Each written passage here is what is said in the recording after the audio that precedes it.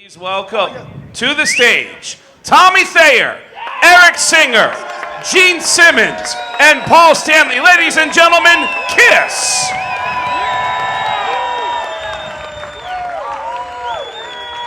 Woo. Hi everybody, how you doing? Paul Stanley! Hey! Gene Simmons!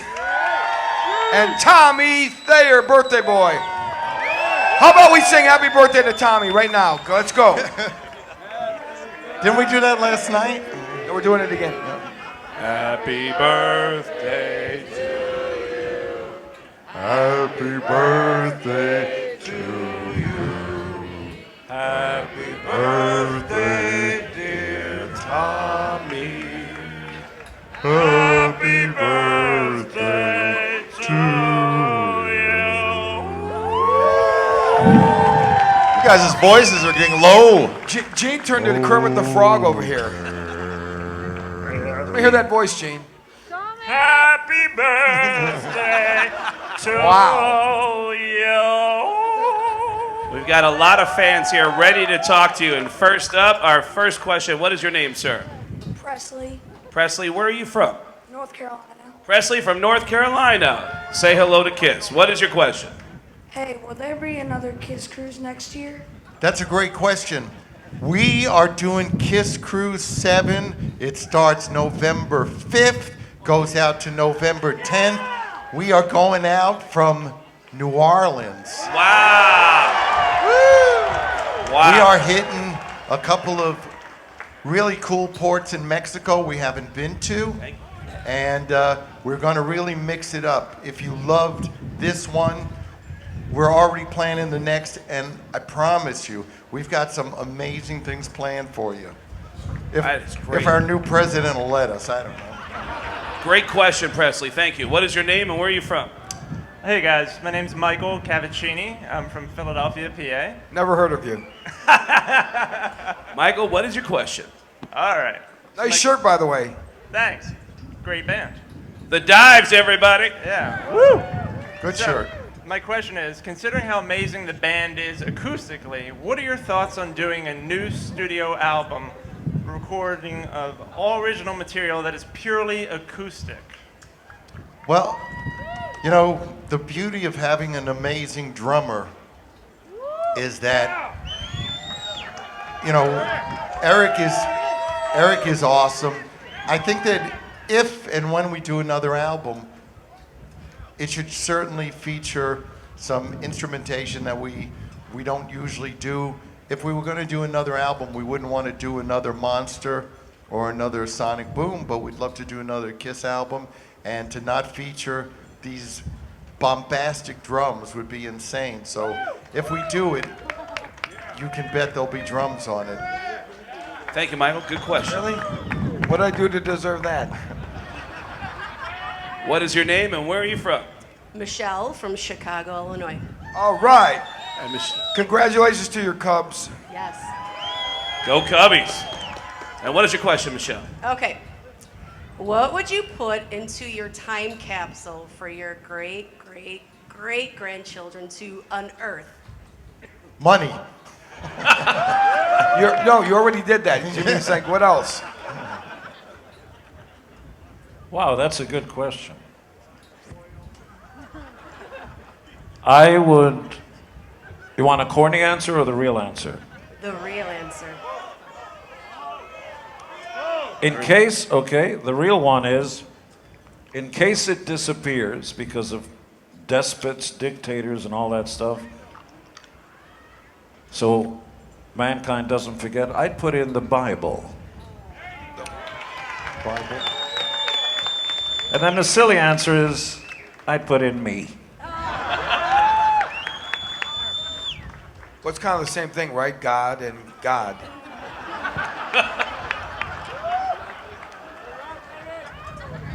Great question. Thank you, Michelle. Next up, what is your name and where are you from? Hi, Chris from Minnesota. Minnesota. What is your question, Chris? Question is, what band do you wish you had seen live that you never actually got to see? Paul, you saw the bands. We didn't get to. I wish I had seen the Beatles live. Yeah, I never saw them live either. I was literally working and drove by the Warwick Hotel. I mean, I was in a bus and I saw all the kids outside. And I had heard of the Beatles. And then when they played Shea Stadium, I literally was coming home from work and saw all the commotion, saw the fans inside, and continued on the train station. I never saw the Beatles live. I would say the Beatles as well. And I'm going to see Ringo next week, actually. So I'll see a little bit of taste of Beatles. Eric? I'd have to say Jimi Hendrix. It's a great question. You know, He changed guitar playing forever for everybody. actually, I think it's fair to say that maybe my biggest wish, because I've never seen them live, is to have seen Kiss. I've never seen them. Actually, I have, because when I fly out to that little stage, Yeah. What is your name and where are you from? when I fly out to that little stage and I look at them, I go, they need me, and I fly back. What is your name? Where are you true. from? This is Bob Jacobs from Connecticut. Are you saying that like this is Gene Simmons from Kiss? What is your question? What is the funniest thing you ever saw happening in the crowd while in the middle of your show? That's a great question. The funniest thing. What gets your attention at this point? Fornication. Not a joke. Wasn't me. One guy, I mean, it was kind of weird. One guy took his leg off and brought it up, threw it up on stage for us to sign. You know, I mean, it's an honor, but at the same time, you know, you just don't expect to see a leg up on stage. That was actually put into one of our videos. That's true. We stopped the concert, and hopefully this guy was leaning on somebody, and we signed his leg. Eric, from your vantage point, have you seen anything crazy from up on the drum Yeah, I set? see a You lot. know what that guy's name was? Who took his leg off? Neil. Yeah. Exactly. Actually, I watched Gene. He's pretty crazy to watch all night. Actually, I think one of the craziest things I remember, first time we did a convention tour in Perth, Australia, in '95, and hello Perth. Some guy asked Paul, "Can I have one of your chest hairs?" And Paul's like, "Okay." So the guy had a little glass bottle, and Paul plucked one of his chest hairs and put it in the bottle. I swear to God. Wow. You remember that? Yes. That was crazy. Have you ever heard Craig Gass's imitation of me? It's so horrible. Well, there's two. There's offstage, which Okay. is, you know, very mellow. And then there's on stage. All right, people. All right. What is your name? Where are you from? I concur. Oh, sorry. Eric from Sarasota, Florida. Eric from Sarasota. What is your question? Bass influence for Gene, who was the biggest guitar influence for Paul and Tommy, and who was the biggest percussion influence for Eric? Gene, go ahead. Well, it's clear it's McCartney because he literally changed the way modern bassists worked, you know, within the confines of a rock band. So he wasn't so much a rhythm instrument. If you study string quartets, the cello doesn't just go dun dun dun dun dun dun dun dun. It has its own melody. Ba, da, da, da, da. So if you listen to songs like Going Blind and stuff like that, the chords are going bum bum bum, but the bass is going ba da da da da da. Of course, I can't sing, but the point is that the bass isn't necessarily trapped to the chords or the drums. And do you know why, Gene? Why? Because he used to put the bass on last sometimes, right, Yeah. Tommy? That's right. Yeah, they recorded. So after he would put the bass on, so all the other parts were done, and he knew how he wanted to fill the holes. Right. You're leaving a big joke open there. You know, I was influenced by a lot of different guys, obviously, but the one guy, probably more than anything, and these guys know this, and he never quite got his due 100%, was Ronnie Montrose. And that was probably one of the main ones. And I got to be honest, you know, Ace is a big influence on me as well. So. No. Sure. Eric? Well, my dad used to take me to see a lot of big bands when I was a kid. Count Basie, all that, Buddy Rich Big Band, Louis Bellson. So I was more influenced by those guys, probably Buddy Rich the most. And I know I play nothing like him, but still, he's my drum hero. And Paul? Jimmy Page. Wow. You know, the beauty of Jimmy Page is not only that he's a great guitar player, but also somebody who always plays and pushes his ability to its limits. And he's also an amazing arranger, always a great producer. Before Zeppelin's album came out, the first one, there was a band by Jeff Beck called Truth. And it was great, but when you heard Led Zeppelin was symphonic. So Jimmy's understanding and creativity has always been just mind-boggling. So he just continues to blow us away and blow everybody away. Wow, that's a great question. Thank you. What is I your want to name? add one thing to it about Jimmy Page being a producer. When people think about like George Martin, all these great producers, Jimmy Page never gets mentioned, and he produced all those Zeppelin albums. I mean, he's the guy. Thank you, Eric. That's a great question. What is your name and where are you from? I'm Alex from Tasmania, Australia. I gotta say, when I was growing up, I thought it was a made-up. You know, I'm fairly well-read, but until I was 12, I thought it was a made-up country. The only way we ever heard of Tasmania was guess how? You know, that Bugs Bunny thing. Tasmanian Devil. Yeah, thank you. That's the one. Okay, the question. If you each had to pick your hidden kiss gem, what song would it be? Our favorite song or hidden gem? Hidden gem. I was going to say Anything for My Baby. I've always loved that song. We played it on the Kiss Cruise a couple of years ago, and I love the way, and I'm not just saying this to suck up to him because he's sitting right here, but I love the way Paul sings. I would steal! Good, great attitude on that, on those vocals in that era of the band, and Dress to Kill, and Hotter Than Hell. I love the way he sang. It is interesting to see when the boat rocks, all your heads move at the same time. Like wheat fields, you know, just... I have no idea. What hidden gems? Eric? I'm not telling you. Well, actually, it's not a hidden gem. My favorite Kiss song is Do You Love Me? I know it's very simple, but to me that song always typified the Kiss sound and attitude and style and vibe of what Kiss is about. You know, Gene always said Kiss stands for Keep It Simple, Stupid. You know, like four on the floor, and to me that's what that song is all about. Paul? Craig, I'm still thinking about Craig's imitation of it. If life is a buffet, then Jesus. You know, you only get one chance.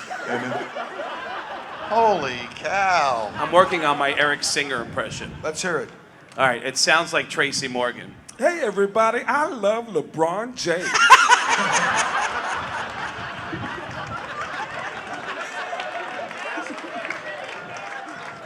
A hidden gem, Paul? I don't really think... No, it does sound like him. He sounds like a 12-year-old kid who smokes cigarettes, yeah. I think gems, gems don't go undiscovered. I think the songs that have kind of sunk to the bottom, I mean, apropos being on the ship, but the songs that are forgotten deserve to be forgotten. And Gene, are there any songs you're thinking about? No. Really? Have you heard Cadillac Dreams? We heard it last night, didn't we? When we were doing the photos last night, and Cadillac Dreams came on, and I go, Paul, Burn, pitch, burn. Yeah. Wow. You wanted the best. And you've got the best. I've Wanted the best. And you've got the best. I've got nasty habits. It's a fine line. So many girls and so little time. When love rears its head, I want to get on your case. I want to put my log in your fireplace. That's fucking poetry. That sounds like, hello, baby. This is the Big Bopper. That's good. Let me see. You know, I was actually Jane, surprised. what's the one about like butter, like hot night, like butter? They know it fits like a glove. Another gem. That's a gem. When I go through her, it's just like a hot knife through butter. You should have been with us when we're recording. They're going, oh boy. Whoa. How about no, no, no, Gene? That's a Not as good as Boomerang. I would say I was surprised actually when we did Quick Song. We rewrote the lyrics and everything, and Ezrin was there, and it was a sad time during the event. But I'm surprised how well God Gave Rock and Roll came out. I still listen to it. I think it's a good version. I'll tell you another one that I think strikes me. You know why, as, Gene? Why? Because you were there. Because that was my first Kiss track. That's right. settle down. But I would say that the biggest surprise is, quite honestly, I've never been a Ramones fan, but we appeared on a Ramones record, and I thought the version that we did of Rock and Roll Radio actually it rocked. I really liked it. And just to clear the record, that's only Paul, Gene, and I playing on it. Paul did all the leads and all the guitar. And interesting, Johnny lived down the street from me, and he said to me, he said, that's what we would hope to sound like. He thought the song was just knocked out of the park. I thought it was cool. And ironically, Bob Ezrin was in the other studio producing Jane's Addiction, and he came over and he goes, oh, I know the saxophone player from Pink Floyd. He had him come down, and I called Derek Sherinian, and he came down and did the keyboards, but it was Paul, Gene, and I that did it. Wow. Great question. It's great answers. Thank you. What is your name? Where are you from? I'm Robin Archer, and I'm from Fort Smith, Arkansas. Right. What is your question? Okay, this is a twofold question for each of you. At this stage of your career and your life, you have achieved greatness, okay? In essence, wealth, global notoriety, and a huge fan base following. What are your personal and professional goals from here on out? Personal, professional goals from here on out. What voice was that, Craig? I'm sorry, I meant to say... Personal and professional goals. What are your personal and professional goals from here on out? Pow! I can't do that. Personal and professional goals. I think we're doing it. You're living it. Well, look, Exactly. let's call it for what it is. When you're, young, dumb, and when you think you got it all figured out, and you think it's all about me, me, me, me, me. So what's changed? Welcome to the roast of Gene Simmons, everybody. The roast of Gene. Gene gets it from me every day. How much Did- you get it from me, Gene? Every Eric, day. I get a lot of attention. didn't he just come out with a book? Gene. Yeah, Me Incorporated. That's correct.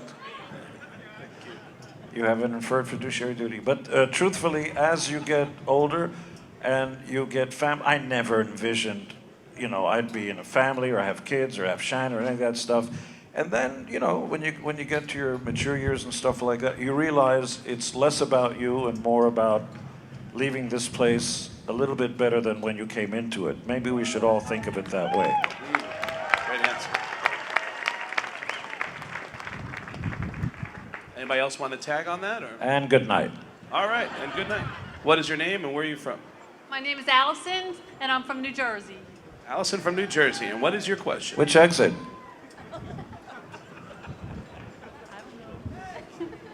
I can still see the look of horror on my father's face when my Donny Osmond poster came down and my Kiss poster went up.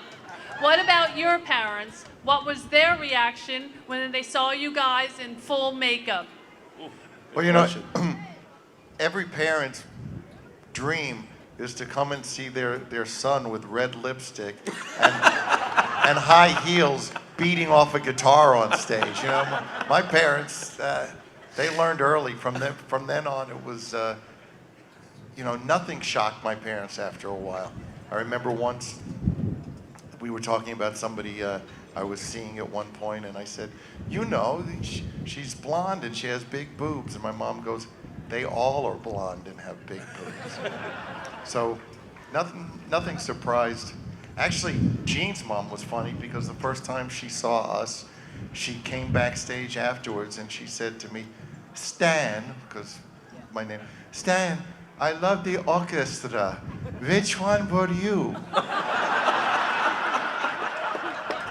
That's actually true. We rehearsed and did a show for the press January 7th, 1974. A few days after we debuted at the Academy of Music, fourth on the bill, before our first record came out. And it was the Fillmore East in New York, and the press was there and a few kids and stuff. And after we played, my mother started to walk down the aisle towards Paul, thinking that was me. And I had to yell, you know, my mother's Hungarian and stuff, and going, Mom, Mom, over here. And she had to go to the other side. She didn't know which one I was. Just in case you didn't know ahead of time, Jean's mother used to call me the bum. She still does. The bum. Yeah. But this bum made her son very rich, and she likes me very much now. So, great question. Yeah, she didn't want me hanging around with him because he didn't have a job. The bum is on the phone. Gene was the king, right? Yeah. Oh, yeah. Okay, so I called Jean's house once, and I go, hey, is Jean, can I speak to Jean? And she goes, the king is on the throne. And I go, well, that's very nice, you know, but can I talk to Jean? The king is on the throne. And I'm like, great, you know, is this like, you know, are you giving me some signal? You told me? Okay, now let me speak. I told you the king is on the throne. And finally I figured out he's taking a dump, you know? What is your name and where are you from? Hello, I'm Nancy from London, Ontario, Canada. Nancy, you have a question for the king. I do. What are the top 3 things from your bucket list that you would like to accomplish, do, or experience before you don't have the capability to do it anymore? Who? Anyone.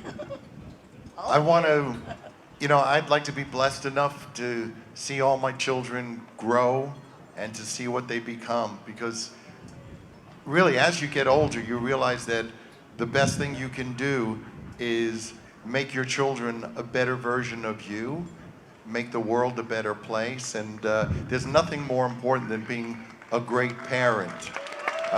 That's a responsibility we have, and if we're lucky enough, we get to see, you know, it's like you plant a garden, and if you're lucky enough, you see the, you know, what blooms, and nothing gives me more joy than seeing my children daily and watching who they're becoming. Craig, and it's like being at a buffet. I love my kids. It sounds more like Pacino in Kiss. Boy, do I love my kids. Hoo-ah. What is your name? Oh wait, I'm sorry, Gene. You guys. You can't you know, say anything after that. It really is about that. Sooner or later, you got to step aside and let someone else take charge of the planet. And you want your kids to do a better job of it than you did. Yeah. Agreed. What is your name? Where are you from? I'm Angie, and I'm from Calgary, Canada. Angie from Calgary. What is your question, Angie? What's your most memorable and least memorable tour and why? Most memorable tour, least memorable tour, and why? Oh boy, the least memorable is probably also the most memorable. It was the Creatures of the Night tour because nobody was there. So, I mean, so help me. You know, we put out this great album, Creatures, over time has become a real classic. But at the time, it was, we were in a state of turmoil and there was a lot going on in and outside of the band. And we went on tour and were shocked to see empty arenas. And it was a time for us to reassess and trim down all the people we had around us and rethink Kiss. So for me, the Creatures of the Night tour, although it wasn't a happy time, was an important time. It's worth noting at the same time that hardly anybody showed up in America, we played our largest shows ever in South America, specifically Brazil and everything. Brazil. Belo Horizonte and Maracanã in Rio, and there were lots of people, over 100,000 at these shows. What is your name and where are you from? Hi, my name is Angel Corville, and I'm from Sudbury, Ontario, Canada. Your name is Jaja? Angel. Angel, I beg your pardon. Angel, what is your question? It's a question for Gene, Eric, Paul, and Tommy. If each of you could be someone else for one day, who would you be? Jesus. That wasn't a reaction. The day after. Jesus. I said that. No, I'm just wondering I'm trying to figure out what's going on there. God. I know you already are God, so you want to be the son of yourself. Oh. Is that what it is? Okay. Just trying to get to the psychology over here. I'd probably like to be president of the United States just for a day, see what that's like. And that's relevant today, obviously. We'll have to see what happens tonight. Eric? You could be anybody? No, not really. No? And Paul? I'm happy. All right. Good question. Good question. Come on up. What is your name and where are you from? I'm Bob from Rochester, New York. Rochester in the house. What is your question, Bob? What's the most embarrassing moment for each of you occurring on stage during a performance? Ooh, that's a great question. Most embarrassing moment that happened on stage during a show. Well, in the you have a lot, Gene. Yeah, how long do we have? How about in the early days, we literally would play almost every single day. We'd get into a station wagon, we made $75 and then $85 per week. Get into a station wagon, we'd fall asleep, 2 in the back and 2 in the front, and the road manager would drive. It was very tough. And you'd barely have enough, you'd pull over and poop where you could or stuff. And often we'd have to get on stage, just barely make it there, put on the makeup, get on stage on time and everything. So the other people didn't know about it, but I was sure embarrassed. So between having cooties jumping off of my eyebrow, and I think one of you saw it, I literally had crabs for the first time in my life, but they loved me. Oh boy. It was like Fieldhouse. They were literally, I'm putting makeup on and one of the roadies comes in and he said, "The fuck is that?" It just jumped off your face. And it was a huge, this cootie was so big. You didn't have crabs, you had lobsters. This thing had a saddle on it. But literally, I saw it fly off of my eyebrow. So you can tell it was all over my back hairs, between my legs, the gateway to hell. It was all over the place. So now we barely get on stage on time. And you had to, because we were opening shows and stuff like that. So I think it might have been Thunder Chicken. And I had to go. And you couldn't, there were no drum solos or anything, we'd do that. And so a little bit, groundhog, a little, just a little poop shoot thing, just a skid mark. A shard? Yeah, it happened. And of course, we only had one pair of leather outfits, and they had to clean it. And because it was filled with sweat and poop and all that stuff, they had to then dry it, on the, literally on the things that made it hot. What is it in the room? Not the air conditioner, but the heater. The radiator. And then the thing would be able to stand up on its own, the leather pants. I'm serious. Then they'd have to put camel hump duck butter or whatever to make it soft again. I would smell like not good. What do you mean did? We should have Gene answer last in every instance. We're all gonna leave and go have a bite to eat. We should let him. I shit in my pants. That's the short version. You know, a couple funny things happened this summer, the Freedom to Rock tour. Gene actually, he fell over on stage and he couldn't get It's like a back turtle. up. I had the Took best four view. roadies. Took 4 roadies to get him. I had the best view. It was great from here. I'm like, wow. Someone's yelling out Montana. Did something happen in Montana? I think so. Oh, that's where you fell. Okay. Eric, any funny memories, embarrassing moments on stage? I can't think of anything offhand right now. I mean, looking at Gene is pretty funny most of the time. He's entertaining. I'm telling you. Well, we heard this story. Paul, any embarrassing moments or funny moments on stage that stand out? No. No? You actually took a spill this tour too. Yes, I don't think I've ever. I don't remember any time I ever fell, and this time.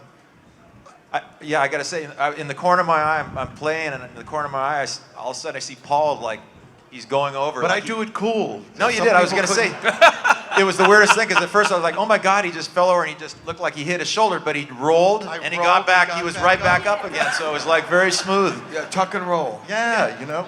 And Paul, haven't you gotten stuck over the crowd before? I started to get stuck. You feel like a piece of laundry. You know, you're just kind of, hello, how are you? Yeah. Yeah, Anaheim, they both got stuck. I was at the show, 2000. You guys both remember you got stuck coming out. I was in the audience. Gene got stuck about this high, his feet from the stage, and when he flew, and then you went out about 1 foot over the crowd. You got stuck right there. Anaheim, 2000. Scary. Oh, that's great. That's a great one. That was a great question. Thank you. What is your name and where are you from? Pete Trombley, Sudbury, Ontario, Canada. All right, Pete. I like what your is- shirt. Great shirt. Great jean shirt. And what is your question? This question is for each of you. If you were chosen to travel to Mars and could only bring 2 records with you, one Kiss album and one of any other artists, what would these records be? Go ahead, Gene. You're going to give a long answer. Ladies and gentlemen, Johnny Paragraph. Revenge and the White Album. Good choice, Gene. The White Album's a good choice. I'd take Jimi Hendrix, Electric Ladyland, and Badland. Kiss, Dressed to Kill. Oh, a Kiss album, Gene. Kiss, Dressed to Kill. I would bring Kiss Alive and Led Zeppelin 1. I would bring Beatles Revolver. Nice. And Dressed to Kill. Black and Blue. And Black and Blue. Hold on to 18. 18. Great album. And Nasty Nasty, another great album. Nasty. What is your name and where are you from? I produced that. That's right. You want Tommy to sign that? Yeah. Tommy, will you sign this? Oh, we've got a copy, a very rare copy of a Black and Blue album. Yes. One of only 2 in existence. It's true. Look at this. Tommy. Somebody should have beaten you up for this. Tommy, will you sign it for him? Sure. You got a pen? Sharpie? Okay. What is your name and where are you from? My name is Mike, and I'm from Long Island, New York. All right. Mike from Strong Island. Mike, what is your question? Hey, how you doing? Hey, how you doing? This is for all of you guys. So on the Freedom to Rock tour, you performed a rarely played song, Flamin' Youth, for the first time since '76. Of course, excluding last year's Cruise. 2 parts. What did you think of the overall reaction during that song? And did that reaction convince you to play another deep track on the next tour? Well, we kept playing it for the rest of the tour, so obviously it affected us because we liked it. And what do you think, Paul? I agree with whatever you said. I got to be honest here. When we talk about doing songs for the Kiss Cruise, it's like we have to twist their arms to get these guys to do these songs. Right? Yes. That's Tommy will come up with stuff, or Eric will come up with stuff, and I must be Scrooge. I just go, no friggin' way, no way. But no, Did we do good this tour? And did we do good this set list here? This was cool. There's always somebody who's going to go, oh, you didn't go deep enough. And, we try to cover as many, bases as possible. So I think I thought this was the best set list we've done. What did you guys think of this indoor set list today? Thank you. We're always concerned, quite honestly, with, hey, let's play something nobody has ever heard. Yeah, but they won't know it, and then they'll have to sit on their hands. And so that's always the concern of making sure you're happy. So here's a decent question. You've been asking us these questions all night, so give us a sense. What do you think we should be playing in future sets on the cruise? Well, that opened up a can of worms.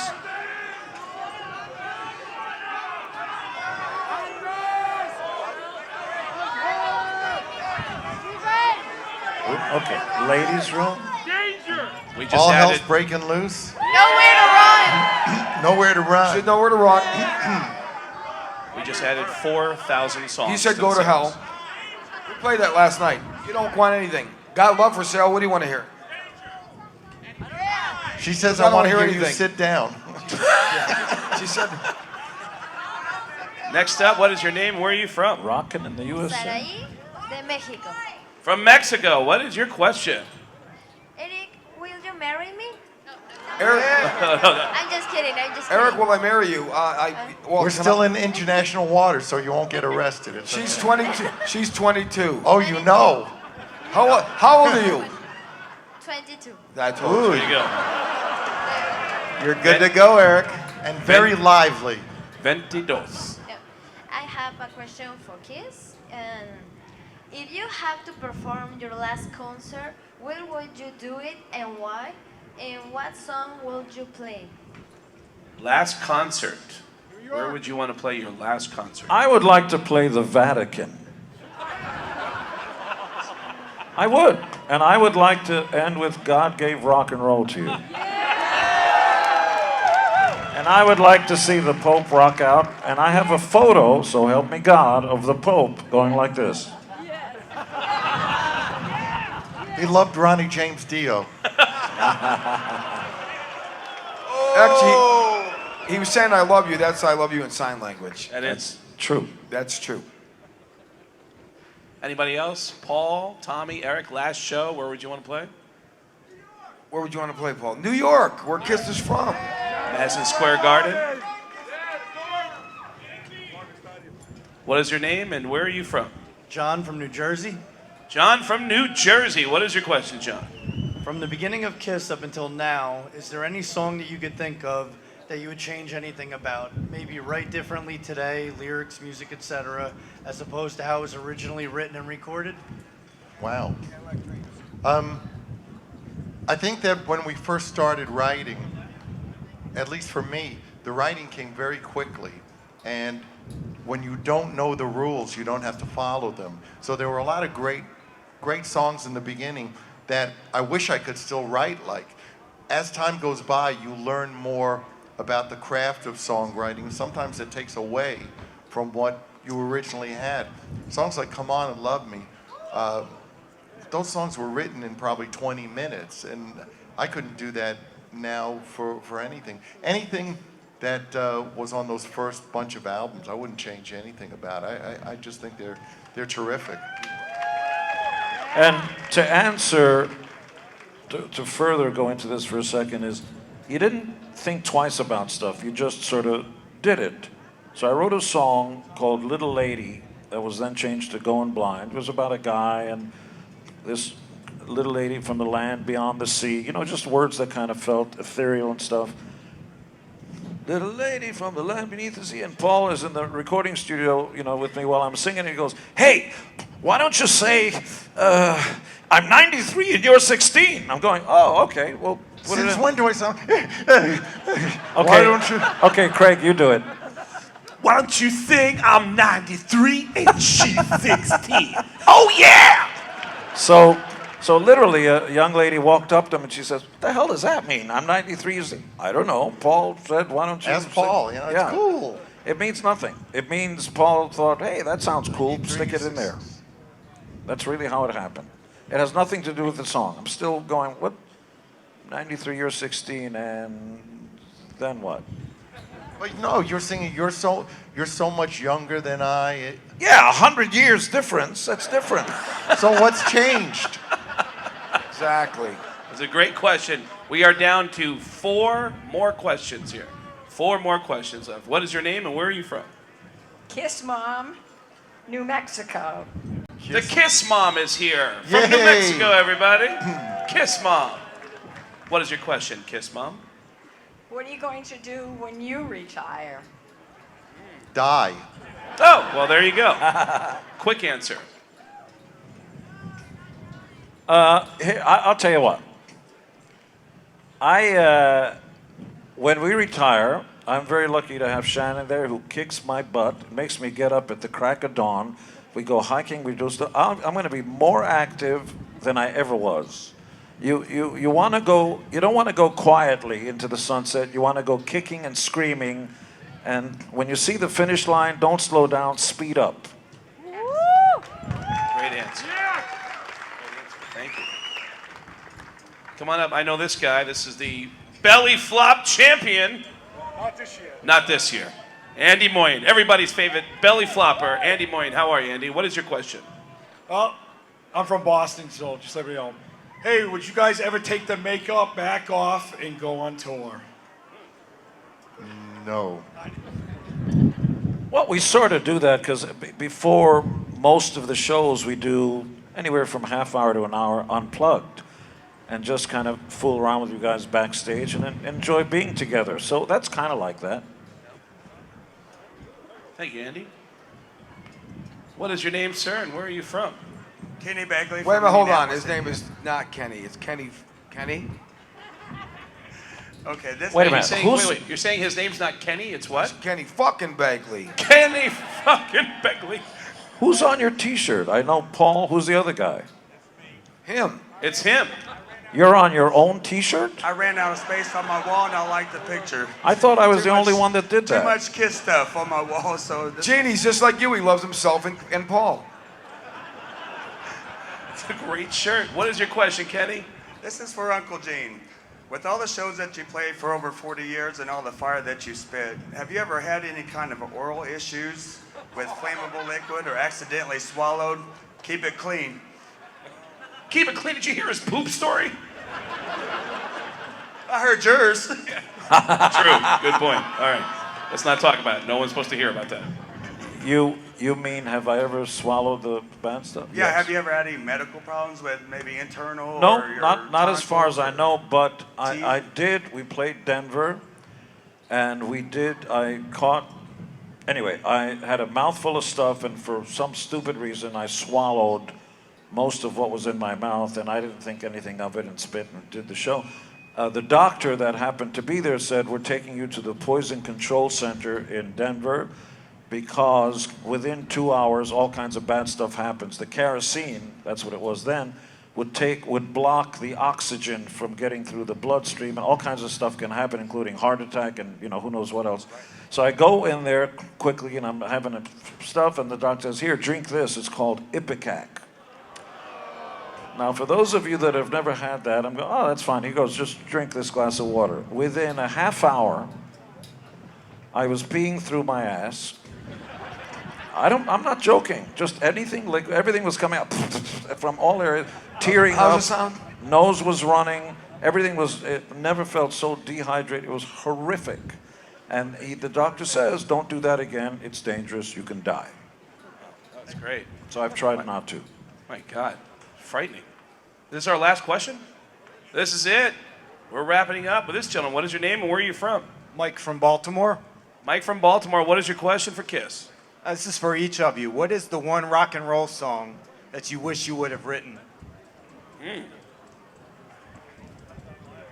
Any one song that you're envious of that you wish you had written? Thank you and good night. No, go ahead, somebody. Maybe I'm Amazed by Paul McCartney. Great song. Great song. My favorite song of all time, some people think, is When You Wish Upon a Star and all that. And I love that so much because it applies to everybody, is, and maybe it's a good clue to all of us. It was written by a comedian, a guy named Charlie Chaplin. It begins with the title of the song, and that's the very first word, and ends with the title of the song as the very last word. It's called Smile. Smile though your heart is aching, smile though your heart is breaking. And then at the end it just goes, just smile. Good piece of advice. Will you cry for us? Argentina. Cry for me, Argentina. Tommy? You know, I'd probably say Rock and Roll by Led Zeppelin. Rock and roll by Led Zeppelin. Paul. I thought you say Hold On to 18. That was number 2. Paul, any one song that you wish you had written? Stairway to Heaven. Great song. Well, that is it, guys. Thank you to Gene, Paul, Tommy, and Eric. Thank you again for letting us do this Kiss Cruise, a wonderful get-together for all Kiss fans. Thank you. And thank you for letting me be a part of it. I'll see everybody at the comedy show in 1 hour in the Stardust, and thank you to Kiss for putting up with me. Thank you. How about our kids, Sophie, Evan, and Nick? Big round of applause for Sophie, Evan, and Nick. And all the other great bands, right?